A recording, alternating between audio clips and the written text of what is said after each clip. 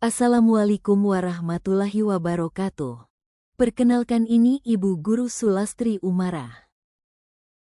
Pada kesempatan kali ini kita akan mempelajari tentang sifat-sifat cahaya. Anak-anak hebat, pelajaran hari ini sangat menarik dan dekat sekali dengan kehidupan sehari-hari kita.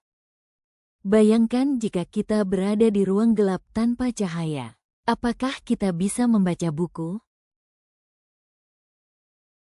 Anak-anak, dalam kehidupan sehari-hari, kita tidak lepas dari yang namanya cahaya. Bahkan kita bisa melihat karena adanya cahaya. Pernahkah kalian melihat kolam renang yang terlihat dangkal? Hal tersebut karena ada pengaruh dari sifat adanya cahaya. Sekarang mari kita mempelajari sifat-sifat cahaya. Anak-anak harus dimak ya. Sifat-sifat cahaya. Yang pertama, cahaya merambat lurus. Kedua, cahaya bisa dipantulkan. Ketiga, cahaya bisa menembus benda bening. Keempat, cahaya bisa dibiaskan. Anak-anak, yang kita bahas bersama-sama adalah yang pertama, cahaya merambat lurus. Cahaya dari matahari atau lampu. Dari sumbernya, cahaya merambat atau bergerak lurus. Cahaya matahari merambat lurus ketika melewati celah-celah pohon seperti gambar berikut. Di ruang yang tertutup dinding, cahaya hanya bisa masuk melalui celah yang ada. Dua peristiwa tersebut contoh cahaya merambat lurus.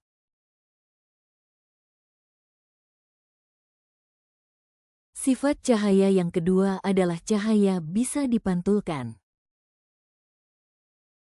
Anak-anak, tahukah kalian, kita bisa melihat sebuah benda karena cahaya memantul dari benda ke mata kita. Misalnya ketika kita bercermin, cahaya dari lampu merambat ke cermin. Lalu cahaya tersebut dipantulkan ke mata kita, sehingga kita bisa melihat diri kita di cermin.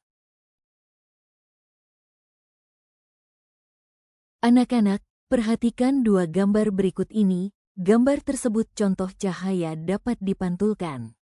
Pertama, ketika kita membaca, cahaya yang mengenai buku akan memantulkan cahaya ke mata kita, sehingga kita bisa melihat tulisan yang ada di buku.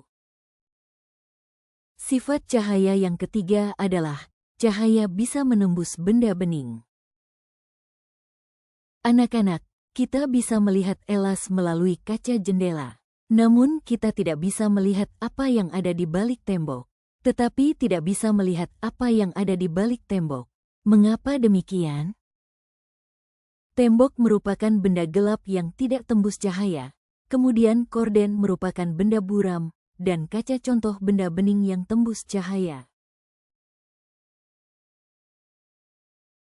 Cahaya bisa menembus benda-benda bening atau disebut juga transparan. Oleh karena itu, kita bisa melihat dengan jelas benda-benda tertentu melalui benda-benda transparan, seperti kaca. Sebaliknya, cahaya tidak bisa menembus benda gelap seperti contohnya tembok. Ada pula benda yang sedikit ditembus cahaya, yaitu benda buram. Pada benda buram cahaya hanya menembus sebagian sehingga kita melihat benda dengan samar. Anak-anak, jadi berdasarkan sifatnya terhadap cahaya terbagi menjadi tiga. Pertama, benda bening yang dapat menembus benda. Kedua, benda buram yaitu hanya sebagian cahaya yang bisa menembus. Dan ketiga, benda gelap yang sama sekali tidak dapat dinembus cahaya.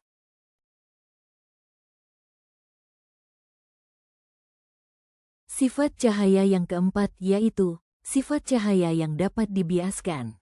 Selain bisa menembus benda bening, cahaya juga bisa dibiaskan atau dibelokkan.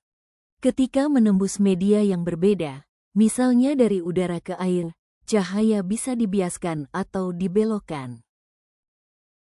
Contoh peristiwa pembiasan cahaya adalah ketika kalian mengamati ikan di dalam kolam.